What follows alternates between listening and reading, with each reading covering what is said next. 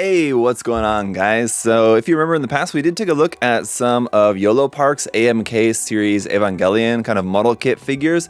And today we're going to be taking a look at their new AMK Pro metallic paint coating version of the Eva Unit 01 here that they sent for me to check out and share with you guys. So if you guys are interested to check out more about it, other than what you're going to see in the video here today, of course, and if you want to buy it, you can check out the link in the video description. But it's pretty cool. It's basically like a figure that you have to assemble yourself. So kind of a little bit in between like a model kit and a figure, just kind of opens up like that. We'll take a look through all like the box and the contents and everything, and then we'll check out the figure in more detail here. But it looks like it comes with more accessories, I think, than what the original version of the Eva Unit 1 came with, if I remember correctly. So anyway, let's go ahead and get into it. For the box art here on the front, right off the bat, you can see it's got those glowing green accents, sort of as it's seen in the first of the Rebuild series. You can see this has die-cast parts in it as well. Over here on this side of the box, we got the large Evangelion 1 logo there from the side of the shoulder, and here you can see the additional base that's going to be included there as well. Over here on the other side, this nice holographic text there for the test type 01. That looks really cool. And then an image there of Evangelion roaring. On the top side, the Nerve logo. On the bottom side, just a Yolopark QR code there. And on the back side, a look at some more of our contents. So we've got super articulation. Here it's just pointing out some of the finer points of the articulation. Here you can see how the different parts are all going together for that. And then additional weapons, we've got the Gatling gun, the progressive knives, 2 of those, the pallet rifle, and the spear of Longinus. Then we also have some option hands and an option head. I wonder what's different about the 2 head options, if one is maybe just like fixed, the mouth doesn't open, and the other one maybe the mouth does open.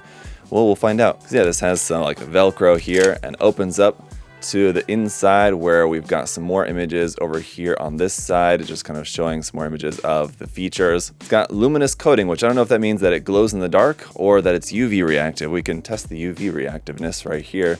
Got my UV light. Oh yeah, it's definitely shining very brightly under UV light. I don't know that if it's also glow in the dark. We'll try that out here in just a minute. Back over here, you can see what looks to be sort of like a color guide, I guess, but just basically it's just showing like the different parts there. So let's go ahead and open this up and check this out. So as you can see, we basically got 2 trays, 2 clamshells of parts. That looks like mostly everything for the body. And actually there's 3, I take that back.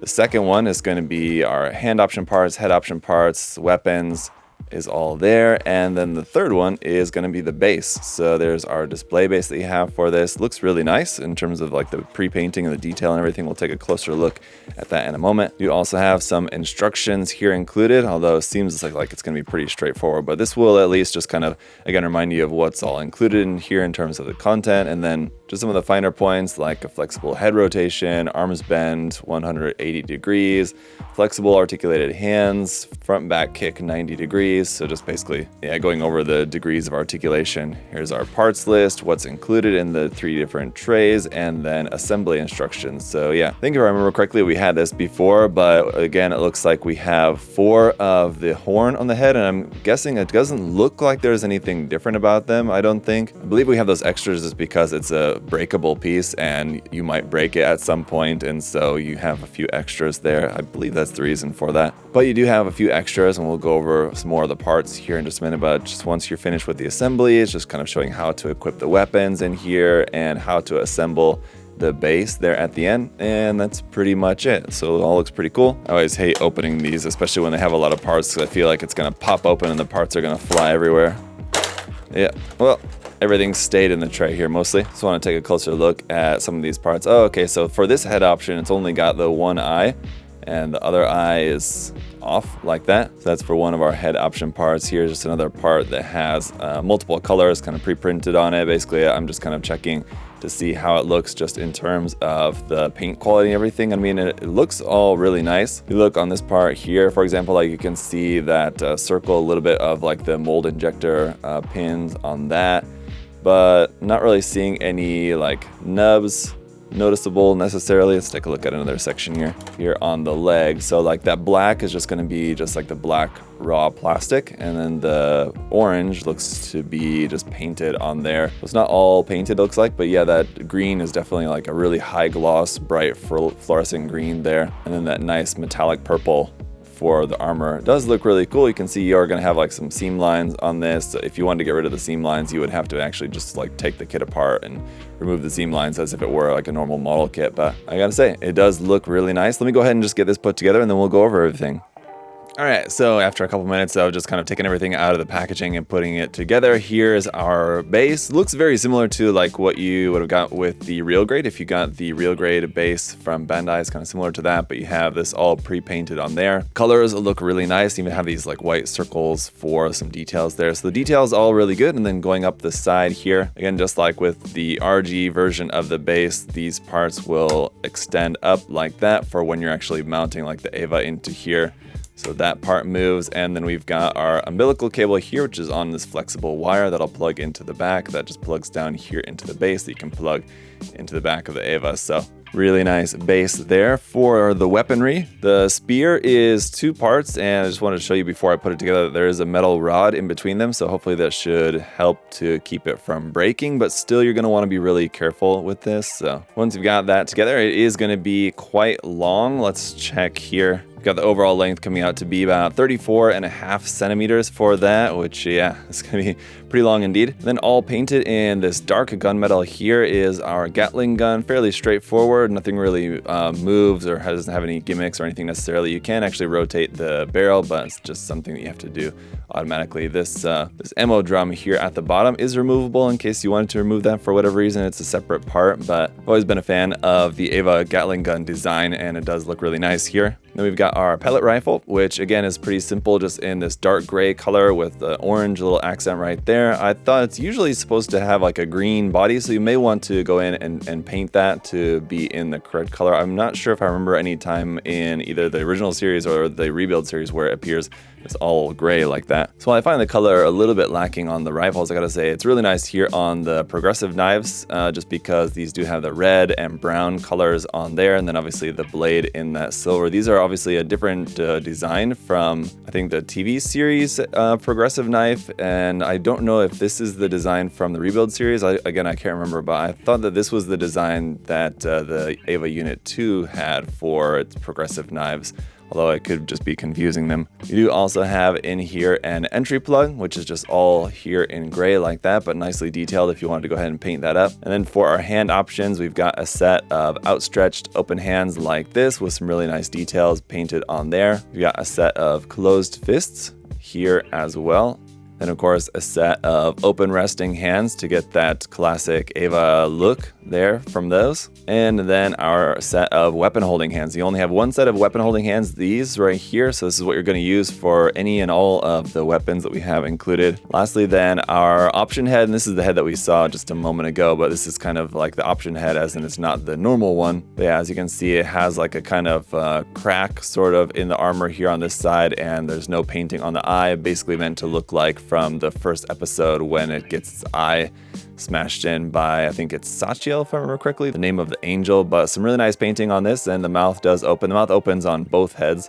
I'll show you the other one here, the normal one, in just a minute, but that opens up. I think it can actually get a little bit wider than that. I want to show you like the full width. So it does open up pretty wide there, and you got some red inside the mouth. It looks pretty nice. Some silver here on the back of the head. And then for the regular head, it's just kind of the normal version of that. Has both eyes and does all the same things. The mouth opens up, so you get a nice open mouth there with that. And look at the figure then as a whole here. I haven't put the hands on yet, but it does look really nice. And to give you a sense of the size of this, it's going to be about 22 centimeters up to the top of the shoulders there, almost about 21 there to the top of the head. So it puts it in a similar size to like a Bandai and Kotobukiya model kits, not the real grade model kits from Bandai, but their HG series. And then Kotobukiya's model kits are also of a similar size to this. So as we kind of tested in the packaging, but I'll try it out again here just to show you with the UV light.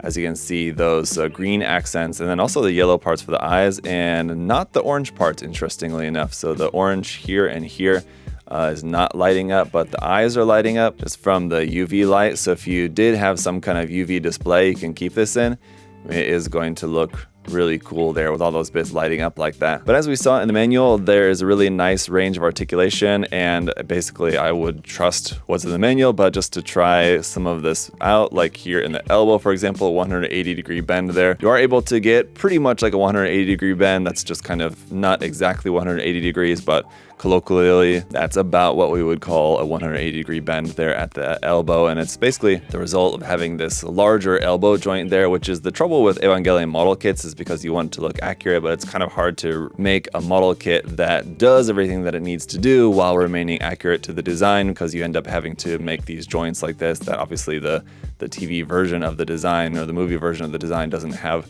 this kind of shape there for the elbow joints. But we've got 1, 2, 3, 4 sections here for the body from the chest to the pelvis, and 2 sections there in between. So you're going to have like a joint in between each one of those for a nice range of movement here in the midsection. The hips are also on like a double ball joint, so you're able to kind of get them out to the side. They are going to be a bit limited in like the outward movement there, but obviously you can bring it pretty far forward. We're going to have a double joint here like with the elbow. And that one is actually pretty close to 180 degrees of a bend there at the knee. No separation of that knee armor that's fixed to the front of the shin. This ankle armor is on a little ball joint, so that will move a little bit. And then the toe does bend as well, with some nice detail up underneath the shoes there. So obviously we have this attachment point here at the back for the umbilical cable, but you'll notice there's no other attachment point for if you wanted to plug this onto some sort of like action base or something. Now, we of course don't have anything like that included, but if you wanted to use this with some kind of Bandai action base or something, then what I think would be best to use would be just using some attachment like this, and then this will just basically fit around the waist section. That's what you'll have to do for any kind of like jumping or flying aerial kind of pose that you wanted to do with this if you wanted to use an action base. So, all right, so anyway, let's take a look at this guy in a few different poses here just to round out the review. If you guys do have any other further questions about the kit, do feel free to ask in the comment section below, and I'll try to answer that for you. But overall, really nice.